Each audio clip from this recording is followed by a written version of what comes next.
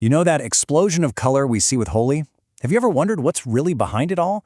Because it's so much more than just a massive party. Turns out, hidden inside all those colored powders are these ancient stories. Stories that build a kind of rainbow bridge, connecting things like good and evil, love, inequality, and even families who are oceans apart. So let's dive in and see how. Our story actually starts, maybe surprisingly, not in India, but in a really cozy living room in Canada. Picture this. Outside, the snow is just starting to melt. You know, that first little hint of spring. But inside, Uncle Yogi is sitting with 3-year-old Sarah on his lap.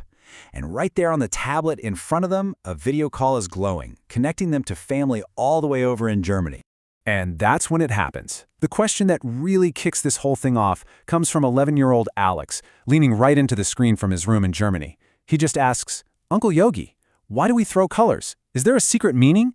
And that simple question, man, it just opens the door to a couple of incredible legends. So the first part of the answer begins with fire. It's a really powerful story, all about courage, faith, and the ultimate triumph of good over evil.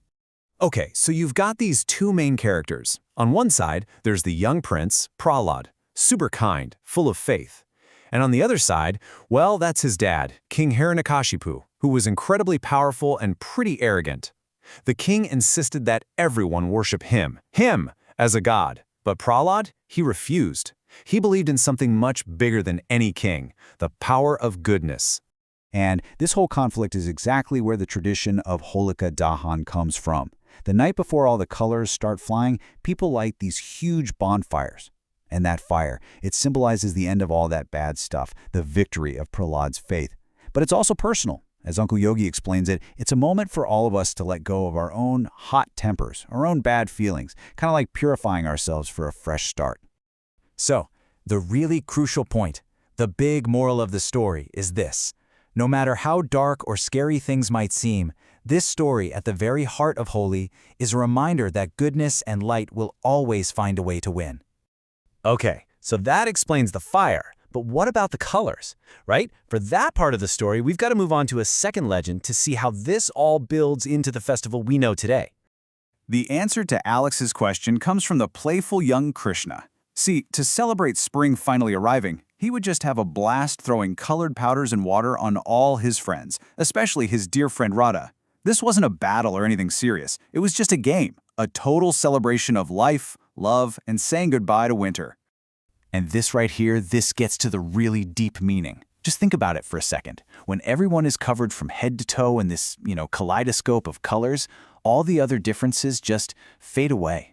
It doesn't matter if you're rich or poor, old or young, a friend or a stranger. For that moment, we all just look the same.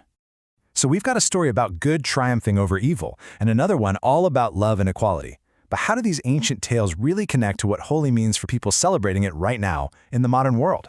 Well, it all comes together in this one famous phrase, Bura Namano Holi Hai, which basically means, hey, don't be offended, it's holy. This phrase is like a magic word for the day.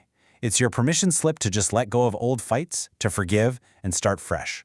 I love how one of the kids in the story puts it. It's like a reset button for friendship. So let's just break it all down. You've basically got these 4 pillars of Holi. First, from Prahlad's story, you've got the triumph of good over evil. Second, from Krishna's games, you have the celebration of spring. Third, the colors themselves teach us all about love, friendship, and equality.